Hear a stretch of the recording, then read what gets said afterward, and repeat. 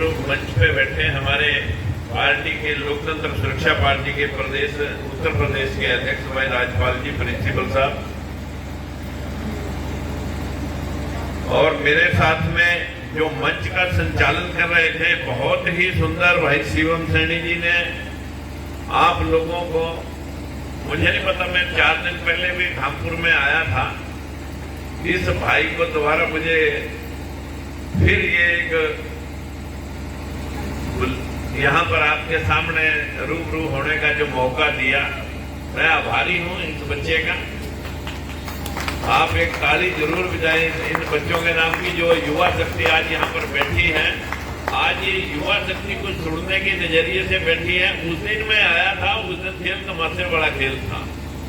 मुझे लगा कि अपने बच्चे कुछ सीखना चाहते हैं, और इस मंच पे मास्टर क्षेत्रपाल जी शास्त्री साहब, कल्याण सिंह जी जिला सैनी सभा के अध्यक्ष, और ब्रजेश सैनी जी, नेटोर बहन कुंतेश, डॉक्टर कुंतेश सैनी जी, सभा में उपस्थित भाई राकेश और हमारे बहुत ही अजीज युवा शक्ति और मेरी मातृशक्ति, पत्रकार छायाकार बंधुगण, उपस्थित सभी मित्रगण, पिता तुल्य बुजुर्गों, मैं आज आपके सामने कोई यहाँ भाषण देने के लिए नहीं आया। मैं आपसे सिर्फ दर्शन करने के लिए आया हूँ। मैं सिर झुका करके प्रणाम करता हूँ, आपका धन्यवाद करता हूँ। आप अपना समय निकाल करके जितने भी कदम आपने उठाए, इसका लाभ समाज को होना चाहिए, ऐसी कामना लेकर के मैं आपके बीच में। मित्रों, यूं तो भाषण लोग लुभावने लोगों ने बहुत दिए, 2 करोड़ नौकरियां के भी दिए, 15 लाख के भी दिए, महंगाई कंट्रोल, भ्रष्टाचार कंट्रोल करने के बहुत सारे भाषण लोगों ने दिए, रिपोर्ट भी दिए। लेकिन मैं आपको चंद वर्ष पीछे ले जाता हूं। यहाँ पर उत्तर प्रदेश में, हरियाणा के अंदर जब उत्पाद हुआ आरक्षण को लेकर के, मैं आरक्षण कैटेगरी में नहीं आता, लेकिन मैं आप में पैदा हुआ, इस बैकवर्ड समाज में मैं पैदा हुआ हूं, और इनके साथ अनदेखी होते होते मुझे 4 सरकारों से टकराना पड़ा। 1996 में मैं बंसीलाल जी आज ऊपर चले गए हैं, भेदभाव 5 भर्तियों के बाद देख करके उनसे टकराए, उसने पार्टी से निकाला। हमने फिर बंसीलाल को ये नहीं कि अपनी पीठ में ला करके घर आके उसको ठोक करके फिर आगे बढ़े और ओम प्रकाश चौटाला को मुख्यमंत्री बना दिया। 3200 जेबीटी टीचरों में जैसे आज प्रिंसिपल साहब राजपाल जी आपको बता रहे थे, ऐसे ही अब हो रहा है। हरियाणा में 712 लेक्चरर लगे इसी वक्त, इसी हमारे मुख्यमंत्री के समय में अब लगे। 712 में बैकवर्ड के सिर्फ 12 लगे हैं। अफसोस हो रहा है कि अब और क्या करूं। इस टकराव में 3200 जेबीटी टीचरों की भर्ती ओम प्रकाश चौटाला ने सब अपने जो मेरिट ऑफ मार्क्स दिखा रहे थे, कट ऑफ लिस्ट जो थी उनकी 25% ऊपर थी। उसके पश्चात जब उन बच्चों को बाहर निकाल दिया गया तो उनसे टकराए। उन्होंने इंक्वायरियां खोलकर अंदर करने का प्रयास किया, लेकिन हम ओम प्रकाश चौटाला को सेंट्रल जेल की आड़ में छोड़ के आए कि ले वही अब यहाँ रहते। उसको छोड़ के भजनलाल को लगे। भजनलाल ने 2005 में टिकट कटाई कि ये फिर बोलेगा और मैं मुख्यमंत्री बनने जा रहा हूं। अगर राजकुमार सैनी एमएलए बढ़ गया तो फिर ये फिर एक टांग के बाहर खड़ा रहेगा समाज के हितों को लेकर के। टिकट कट जाए, जिसके पीछे मैंने 200 गाड़ियां लगाई, वो भी मेरी खिलाफत करता पाया और टिकट कटवा के मैं घर कह गया था जिस दिन मुख्यमंत्री बनेगा उस दिन देखूंगा। एमएलए बना, सरकार बढ़ती और पार्टी से निकलवाया और पार्टी से निकला, अपनी पार्टी बनाई, नहीं चली और ऊपर गया। अब आ जाए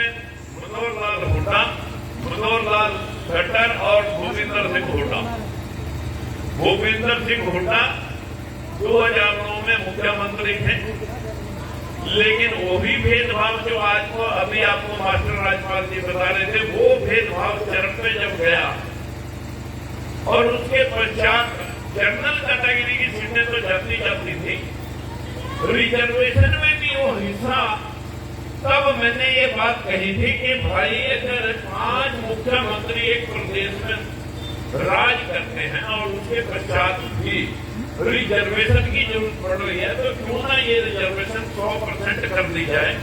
जातिगत जनगणना करो, हर जाति का हिस्सा, हर जाति में पढ़े लिखे लोग हैं, अगर किसी जाति की संख्या 1% है उसे 1% नौकरी में हिस्सा मिले, अगर किसी जाति की संख्या 10% है उसे 10 मिले, किसी की 15 है तो 15 मिले। वैसे 10-15% सिर्फ उत्तर प्रदेश में सैनी समाज की संख्या है। साक्या, मौर्य, कुशवाहा, रामी रेड्डी, ये पूरे देश के अंदर 10 से 15% संख्या है, लेकिन इस प्रदेश में 5% राजपूतों ने भी 3 बार 4 बार यहाँ पर सत्ता हासिल की, 6% यादव हैं उन्होंने भी की, 8% चमार भाई हैं उन्होंने भी की, लेकिन ये 15% हाथी सोया पड़ा है, इसको कैसे जगाएं? ये जगाते जगाते मुझे लगभग पिछले 7 साल से मैं कंटिन्यू उत्तर प्रदेश में प्रयास कर रहा हूँ। इस प्रयास के जरिए बीजेपी ने जब आरक्षण के समय लठम लट्ठी हुई, उत्तर प्रदेश में भी उत्पाद हुआ इधर मुजफ्फरनगर साइड में, लेकिन पूरा हरियाणा रोड जाम हो गए। हमारे उस प्रेशर को दबाने के लिए बीजेपी ने केशव प्रसाद मौर्य को अध्यक्ष भी आपके बीच में बनाया, सरकार भी बना ली हरियाणा की तरफ। जैसे अभी मतलब नायब सैनी को प्रदेश अध्यक्ष मैंने 6 महीने पहले कहा था कि अगर हम रास्ता रोक के खड़े हैं, हमारा हिस्सा जब तक नहीं मिलेगा,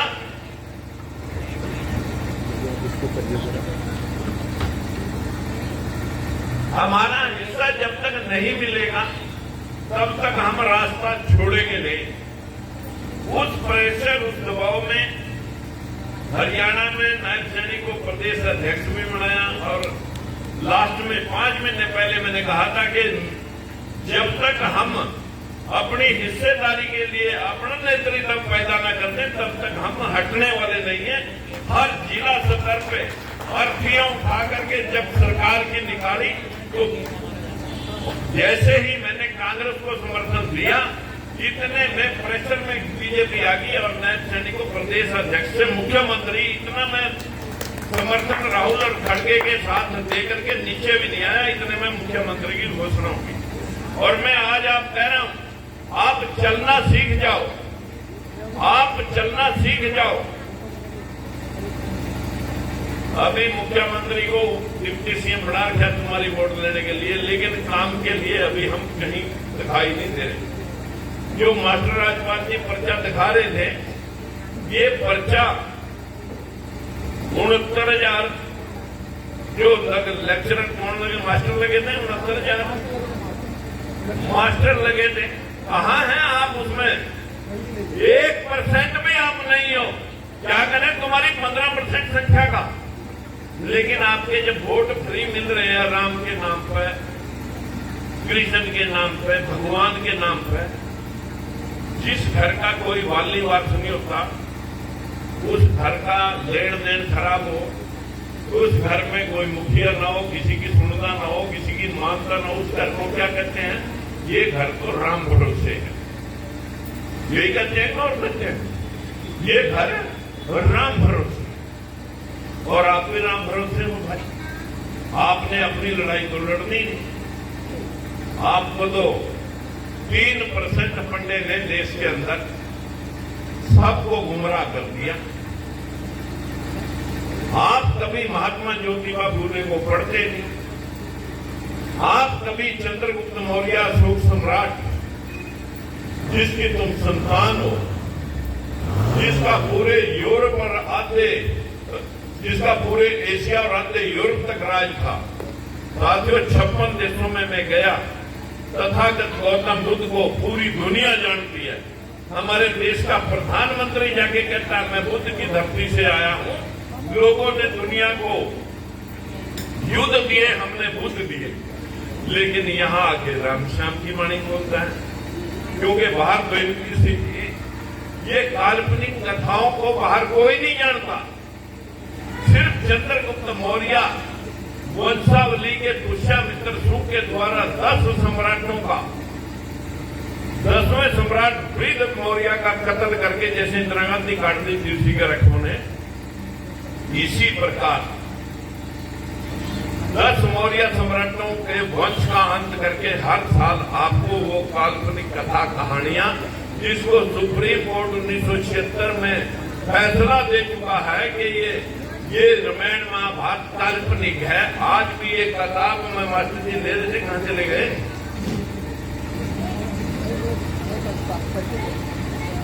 आज भी ये किताब मास्टर जी फैसला सामने लेके घूम रहे हैं, लेकिन मेरा समाज है कि मानने के लिए तैयार नहीं भाई, इसलिए हम भी क्या कहें। आप उड़ते रहो भाई जहां। आखिर आप एक बात दिमाग में रख लो, ये बहुजन समाज 85% है। 85% लोगों पे आज पूरे देश के अंदर 800 एमपी बनते हैं लोकसभा और राज्यसभा में। 800 एमपीओं में 100 एक समाज के जो सारे देश को पढ़ाते हैं, 90-80 दूसरे 2 समाजों के। इस देश में जो मांग के खा रहा वो ऊंचा, जो करके खा रहा वो नीच। इस देश में जो पढ़ाया जा रहा वो जो घटा नहीं वो पढ़ाया जा रहा है, जो घटित हुआ चंद्रगुप्त मौर्य सुख सम्राट को सिलेबस से हटा दिया गया। सरस्वती पढ़ाई जा रही है। जब नारी जाति को शिक्षा लेने का अधिकार ही नहीं था तो ये पीएचडी कहां करके आई सरस्वती, जिसका मतलब हर स्कूल और मंदिर में मतलब फोटो लगवाएगा, मतलब उसकी मूर्ति लगवाएगा, पाठ पढ़ा रहे। हमारे बाबा साहब भीमराव अम्बेडकर ने इस देश, इस बहुजन समाज के लिए वो लिखा, अगड़ा और पिछड़ा 2 धाराएं लिखी उसने, अगड़ा और पिछड़ा। ये अगड़े लोग संपन्न है जो राज कर रहे हैं देश में, पिछड़े लोग जिनका हिस्सा मारा जा रहा है वो प्रस्तावना करें किस किस जात को अपनी हिस्सेदारी चाहिए। किस किस जात को कमजोरी दिखाई देती है कि हम लड़कर के नहीं ले सकते, आरक्षण के माध्यम से अपना हिस्सा पा सकते हैं, वो प्रस्तावना करें, एप्लीकेशन दें। लेकिन बड़े पुजारियों ने तुम्हें बहका दिया, छेड़ियन मारियन ने कहा कि तुम तो बहुत शाणे हो, एक किले में से की तरह निकाल देते हो, इतना एक मुरब्बे में से नहीं निकलता, तुम तो बड़े शाणे हो, हमारी से सैनी हम बने। जो कश्यप में भीमर भी कोई कहा, कोई कुछ भी कहा, उनको तुम कश्यप राजपूत दो। नाइयों को कह दिया तुम ठाकुर हो, बाड़ी लोहार को कह दिया कि तुम तो विश्वकर्मा की औलाद हो, तुम तो ब्राह्मण हो, और किसी को किसने मटका बना दिया तुम तो प्रजा के पिता हो, प्रजापति हो।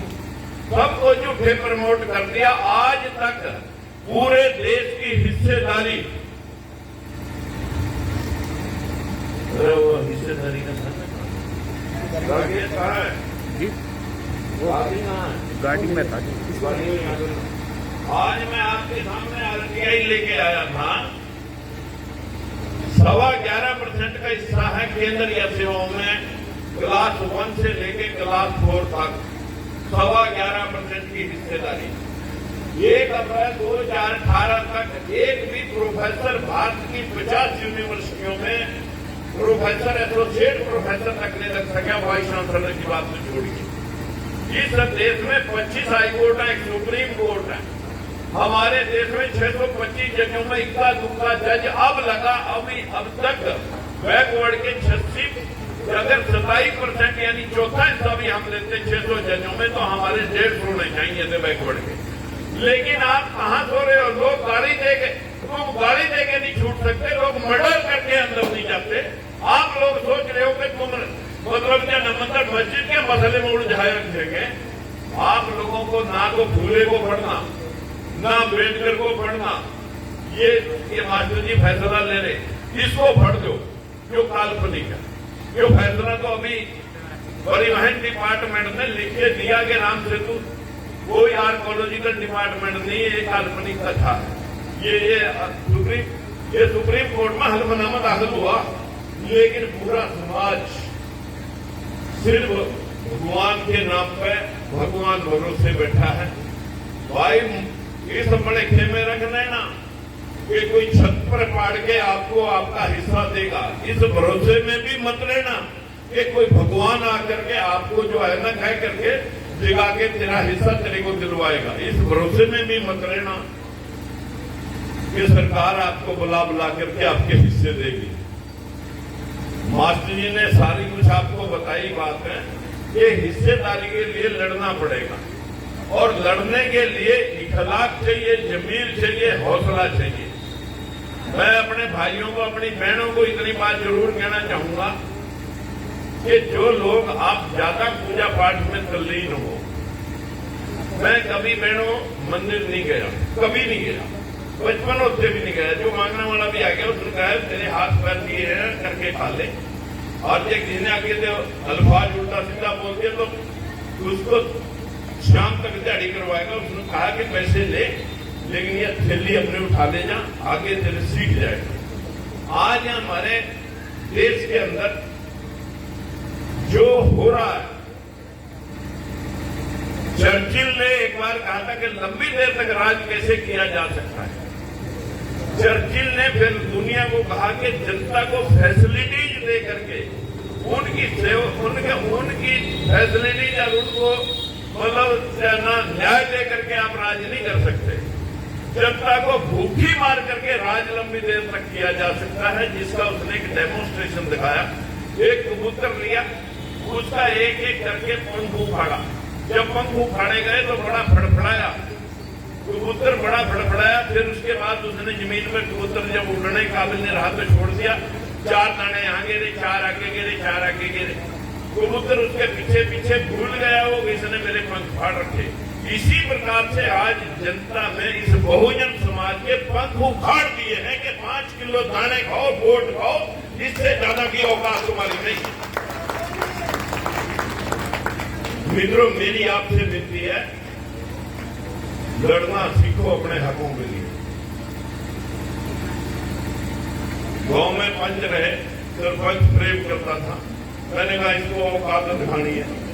मेरे गांव के 50 वोट 2,500 वोटों में जाके दूसरे गांव में 10 किलोमीटर दूर जाके सरपंची लड़ी, और सरपंच बन करके उनको ये बताया कि मैं दिखाऊंगा सरपंची होती क्या। हर रोज पंचायत घर में 2 घंटे 1 घंटा बैठना, और लोगों को बता दिया। लोगों ने दोबारा सर्वसम्मति से कहा मैं नहीं बढ़ना भाई। लेकिन उस वक्त वीडियो ने इतना तंग किया सरपंच होते हुए, मैंने कहा अब जिला काउंसिल ब्लॉक समिति का चेयरमैन बढ़कर इस वीडियो को छाऊंगा। लेकिन मैं ब्लॉक समिति में जब लड़ा, और इत्तेफाक ऐसा हुआ कि वो जो पंचायत मिनिस्टर था वो नारायणगढ़ से था, उसने अपना बनाना था और मैंने अपने मेंबर बना रखे थे पूरे। उसने मुझे नहीं बनने दिया, मैंने उसका नहीं बनने दिया। 5 साल तक बिना चेयरमैन के वो ब्लॉक समिति चली। उसके बाद सोचा कि नहीं, इसकी सपोर्ट पर, वीडियो की सपोर्ट पे मंत्री का हाथ है। अब जिला लेवल पर जब ब्लॉक कई साल बाद जब जिला पंचायत के चुनाव हुए तो जिला पंचायत में लड़ा, वो इत्तेफाक से दूसरी रिजर्व होगी। फिर एमएलए सोचा लड़ूंगा, जिस हल्के में मैं रहता था वो हल्का रिजर्व था सडोरा। दूसरे हल्के में जाके चुनाव लड़ा नारायणगढ़ से एमएलए का। इलेक्शन जीत के जाते ही 2 साल 1.5 साल के बाद बंसीलाल से झड़प हो। उसके बाद जो है ना, बंसीलाल से लड़े, चौटाला से लड़े, भजनलाल से लड़े, हुड्डा से लड़े, खट्टर से लड़े। लड़ते लड़ते साथियों जाके कुरुक्षेत्र से अम्बाड़ा छोड़ करके, अम्बाड़ा रिजर्व था, जाके कुरुक्षेत्र में एमपी लड़ा।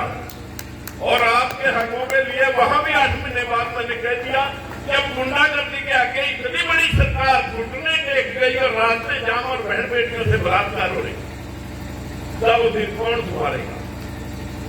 साथियों 18 बार रास्ते रुके, थोड़े एक दिन भी कि जहां किसी ने चैलेंज किया कि आइए देखेंगे, मैं कहा आज आप पहले देख ही ले भाई, बाद में बात करेंगे। और आज आपके सामने जो ये कहते थे हमारे बिना पता नहीं हिलता, आज पेड़ के पेड़ ही हिल रहे कि नहीं हिल रहे। और जब रास्ते रोकने बीजेपी के स्टार्ट करे तो मजबूरी में वोट लेने के लिए राजकुमार सैनी का रास्ता काटने के लिए हमारे ही भाई को मुख्यमंत्री बनाना पड़ा, तब जाकर वोट लिए, नहीं तो नहीं मिल रहे थे। और मुंह बीजेपी को उठा टांग करके दिखा, आप सुधर जाओ। आपका जब हम ये युद्ध लड़ रहे थे तभी केशव प्रसाद मौर्य को यहाँ प्रदेश अध्यक्ष बनाया था, सरकार बनाई तुमने, लेकिन मुख्यमंत्री किसी और को बनाया। ये भेदभाव तब तक रहेगा जब तक आप वोट ले लें तो आप हिंदू हो, वोट ले लें तो आप हिंदू हो, और जब आपको हक देना है तब आप पिछड़े हो, तब आप नीच हो, तब आप सैनी हो, माली हो, कुम्हार हो, लुहार हो, तब फिर आप हिंदू नहीं हो। हिंदू तब तक हैं जब तक आप वोट लें। तुम्हें खा जाएंगे मुसलमान, मुसलमान खा जाएंगे तुम्हारे को। अरे मुसलमानों के पास हमारा हिस्सा है या इनके पास है जो राज कर रहे हैं? इस देश के अंदर 625 जजों के अंदर 95% कल्ले 3 समाजों के लोग हैं। 95% सारी जुडिशरी पूरे देश के हाई कोर्ट और सुप्रीम कोर्ट में वो लोग बैठे हैं। इस देश की व्यवस्था, सारी यूनिवर्सिटियां, बोर्ड, कॉर्पोरेशन, बाहर के राजदूत, सारे वही लोग बैठे हैं जिनकी आप पूजा कर रहे हैं, जो आपको हिंदू बनाने में तुले हुए। हमारा हिस्सा मुसलमानों ने नहीं खा रखा। कोई इस बात को बताते कि मुसलमानों ने हम ठगे, बताएगा कोई? किसने ठगे? जो तुम्हें हिंदू बनाने में ठेका था जिन लोगों ने, वो लोग आपको ठग रहे।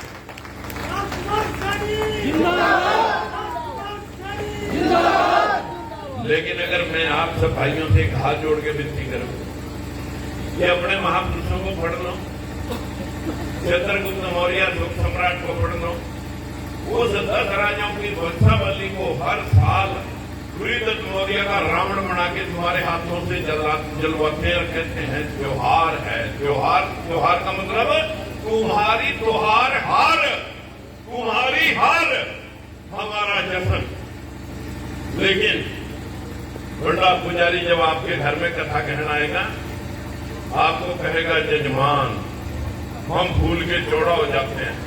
अरे हमें जजमान कह रहा है, ये पता ही नहीं हमें कि ये कह क्या रहा। वो कह रहा तुम्हारे को कुछ नहीं पता, मुझे जजमान जो मैं कहूंगा वो सही है, तुम्हें कुछ नहीं अकल। लेकिन जब हमने इस देश पे आर्यन सभ्यता का सबसे पहला आक्रमण इस देश के ऊपर आर्यों का है। आप रोज डिबेट सुनते हैं टीवी चैनलों पर, अगर आप देखते हैं तो डिबेट सुनते हैं। यहाँ का डीएनए नहीं मिला। जब सिंधु घाटी की सभ्यता की खोज करी गई उन कंकालों की, तो डीएनए नहीं मिला। बाहर से आके आर्यन सभ्यता ने इस देश के अनार्यों के ऊपर सिंध नदी पार करते हुए अनार्यों का टकराव हुआ, और वहां आकर के जिसको ये सागर मंथन की बात कहते हैं, सागर मंथन की बात क्या कहते हैं, फिर विष निकला, अमृत निकला। अमृत क्या था? सोमरस। और जहर क्या था? भोजन। अमृत पी के, सोमरस पी के, जिसको सूरा बोलते थे, वो तो बन गए सूर्य, और जो ना पीने वाले थे वे बन गए असुर। हम पाली प्राकृत, हम भूमि पूजन, वायु पूजन, अग्नि पूजन और जल पूजन करते थे। हम प्राकृतिक पूजक थे। हम अनाज पैदा करते, दूध पैदा करते, जो हम उनको देते थे दान दक्षिणा के रूप में, वो लेने वाले तो बन गए देव और तुम बन गए दानव। जबकि हम दानव मतलब बनाए उन लोगों ने, लेकिन वो दानव होने चाहिए थे, हम देव होने चाहिए थे कि हम दे रहे हैं। हम पाली प्राकृत के रक्षक थे, हम राक्षस बन गए, वो रक्षक बन गए क्षत्रिय। हमें क्या करें? इस देश में आर्यों अनार्यों की टकराव सबसे नहीं आज तक है। एक स्वर चार वर्णीय व्यवस्था हजारों साल से चंद्रगुप्त मौर्य ने और अशोक सम्राट ने इस व्यवस्था को शुद्ध कर दिया था। फिर एक गिरी ब्राह्मण की कहानियां स्टार्ट हुई थी। मित्रों, इस देश में जो अशोक सम्राट चंद्रगुप्त मौर्य तथागत गौतम बुद्ध की पढ़ाई, जो इस देश का इतिहास है वो मिटा दिया गया और काल्पनिक इतिहास हमारे दिमाग पर बैठा दिया गया।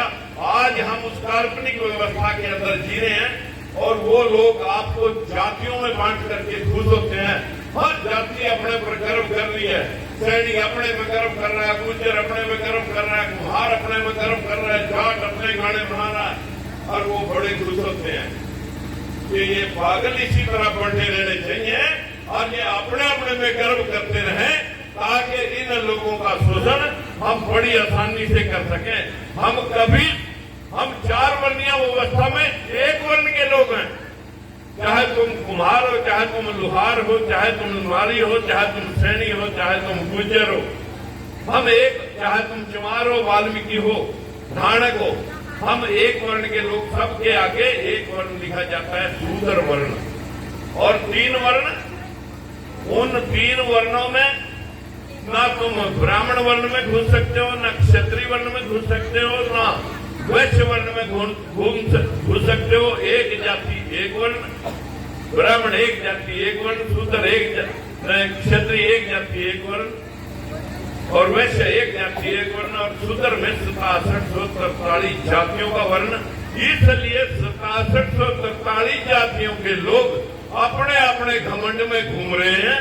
हम जब तक बहुजन समाज, जो कांशीराम ने आपको फार्मूला दिया था, जो बाबा साहब भीमराव अम्बेडकर ने आपको फार्मूला दिया था, जो महात्मा ज्योतिबा फुले ने आपको फार्मूला दिया था, हम उसकी तरफ जाना नहीं चाहते और आगे बढ़ना नहीं चाहते। फिर हम गालियां देते हैं इस बात को लेकर के हमारे बैठ में होते हुए भी हमारे बच्चे नहीं लगे।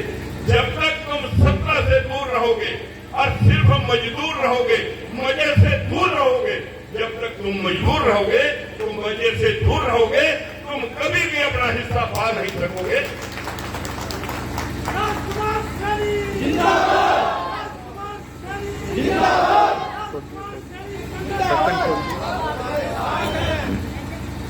मेरे भाइयों, सिर्फ पॉलिटिक्स नहीं की, धंधा भी किया।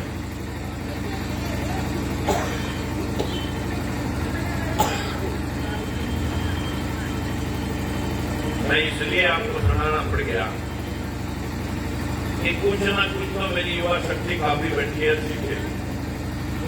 अब लाचार नहीं है, लाचार बनाए गए। मेरा सिर्फ इतना कहना है कि जो व्यक्ति आपके सामने खड़ा उसने 4 रुपए की तैयारी कर रखी है, बाल मजदूरी 4 रुपए। लकड़ी काटने वालों की छोटी छोटी कठिनियां जो लकड़ी काटने वालों की बोरियों में भर के देते थे, 1.5 आने की फीस 10 पैसे। कभी माँ बाप नगद नहीं दे सके। लाला की पढ़ाई में लाला से जाके फीस भरनी पड़ती थी लेकर के और उसमें 2 रुपए सैकड़े का सूद चलता। 2 रुपए सैकड़े के सूद वाले व्यक्ति आपको 4 रुपए की दिहाड़ी करने के बाद मैं आज कह सकता हूँ गांव की मेंबर पंचायत से मेंबर पार्लियामेंट तक का भी सफर है। और एक ट्रैक्टर टूटा हुआ लेगा उससे दिहाड़ी कर का अपने 62 में रियासतें टूटी। 62 में हमें जो धान वाले राजा के हम मुजारे थे वो जमीन हमें लाट हुई, उसको टूटे हुए ट्रैक्टर से अपनी भी खेती की, ठीक की और उसके बाद भाड़ा कर करके फिर ट्रक लिए, गाड़ियां ली, घोड़े लिए, आड़ बनाई, सदर लगाए, पट्टे लगाए, फैक्ट्रियां लगाई। आज आपके घर के अंदर जो एलपीजी का सिलेंडर है, हर तीसरा सिलेंडर मेरा बनाया हुआ है जो सब घर में रखा है। पूरे देश की 25 स्टेटों में बिरला नाम का सरिया हमारा बिकता है। बिरला ने केस कर दिया कि मैं बिरला हूं। मैंने कहा तेरा अगर पेटेंट बिरला है, मैं पेटेंट बिरला हूं, मेरी रजिस्ट्रेशन है, तो उसको केस में हार का मुंह देखना पड़ा। 3 साल में मेरे 2-3 करोड़ रुपए जरूर खर्च हुए, लेकिन मैंने बताया मित्रों आप चलना सीखें, लड़ना सीखें। जो व्यक्ति 4 रुपए का बाल मंत्री, जिसके बाप को भी अनपढ़ बाप जिसका था, उसने कैसे भी हमें मतलब स्कूल तक मैंने वो दिन देख रखा, फागण के महीने में नाच भी मुक्या, पैसे भी नहीं आए पिताजी के पास, ना उधार मिल रहा, कच्ची कणक काट के भून करके सत्तू ही खा रखा। वो आपको बात बता रहा है कि यहाँ एक ये हमारा एकेडमी का बच्चा जो आपको सिखा रहा था, मैं वही बात आपको बता रहा हूँ कि चलना सीख जाए, मंजिलें मिल जाएंगी।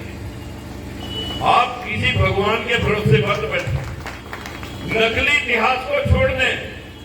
ये नकली इतिहास जो आपको पढ़ाया जा रहा है, जो इन्होंने पंड्या ने एक एक पत्थर सबको दे दिया, ब्राह्मणों को चलाकी आती थी, उन्होंने सब जातियों को एक एक पत्थर, किसी को विश्वकर्मा दे दिया, किसी को जो है ना नावगत दे दिया, किसी को कश्यप ऋषि दे दिया, किसी को दक्ष प्रजापिता दे दिया, हमारे को भी सूरसेन दे दिया। जो इतिहास नहीं है, इतिहास में पढ़ो गौतम बुद्ध, इतिहास में पढ़ो चंद्रगुप्त मौर्य, इतिहास में पढ़ो महात्मा ज्योतिबा फुले, और मौजूदा संविधान की तरफ पढ़ो। जब तक देश में आजादी थी, जब तक देश में गुलामी थी, तुम्हें मंदिरों में शास्त्रों के दोहरे लगने नहीं दिया, पढ़ने नहीं दिया। अब जिस दिन से आजादी हुई, वो तो संविधान पढ़ के राष्ट्रपति, एमपी, एमएलए, जज और कलेक्टर बन रहे। हमारे बच्चे कावड़ा टो करके बाग और सुल्फे में मजबूत हुए फिर रहे हैं। इन लोगों को कैसे समझाएं? इन लोगों को पंडा सिखाता है कि घोड़े की तीसरी आंख नहीं खुलनी चाहिए, अगर घोड़े की तीसरी आंख खुल गई परले आ जाएगी। यही सारी समस्याओं का समाधान करेगा। तीसरी आंख कहां करते हैं? मत्थे में।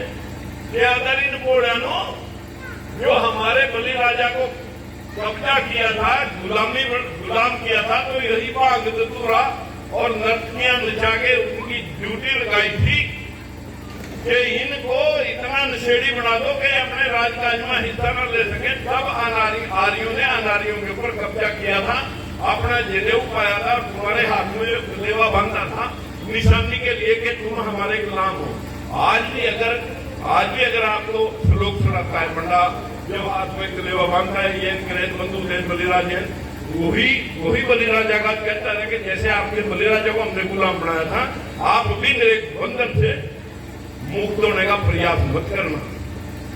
उन पे एक मूर्खा दंतर मिट रहा है। जब आपके घर में कथा कहेगा, वो कहेगा मेरे पैर दो, हमारी मैंने थाली में पानी लेके पैर दो, फिर वो कहेगा इस पानी को लोटे पाके थोड़ा इसमें दूध, थोड़ा शहद, थोड़ा गौमूत्र, थोड़ा गोबर डाल करके घर में छिड़क दे। घर में छिड़क दिया, बचा हुआ दे दे, कथा कहने के टाइम बैठेगा, सबको एक एक चम्मच अपने पैरों वाले चरनामृत का जब पिएगा और हम पीकर वो समझ लेता है कि ये मूर्ख अभी सो रहा है, इसे न गौमूत्र में घिना दी और न इसे पेशाब दिखाई दे रहा। ये लोग दिमाग से आपके पर 15% राज कर रहे हैं और 85% इसी मानसिक गुलामी का शिकार आज वोट का अधिकार होने के बाद भी आदमी तलवे चाट रहा है। लेकिन सीखे मेरे भाई, एक बड़ी इंडस्ट्री तक का सफर है एक मजदूर का, एक पार्लियामेंट तक का मंत्री से मेंबर पंचायत से सफर है।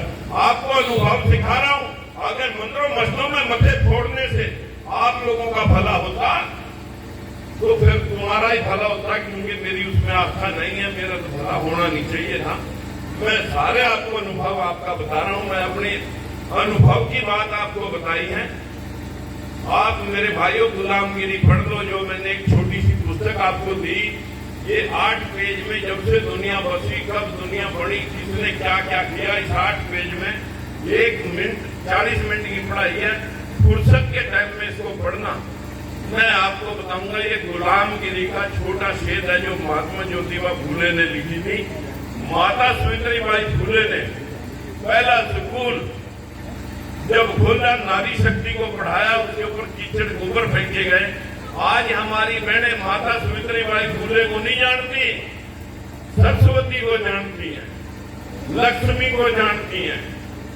सावित्रीबाई फुले का इनको कोई इतिहास का पता नहीं। जब तक देश गुलाम था तो तुमको शास्त्रों के तो रहने लगे। आज सारे शास्त्रों का टेंडर हमने खा रखा है। वो संविधान पढ़ के सारे देश के मालिक हो गए और हम शास्त्र पढ़ के सारे देश के गुलाम हो गए।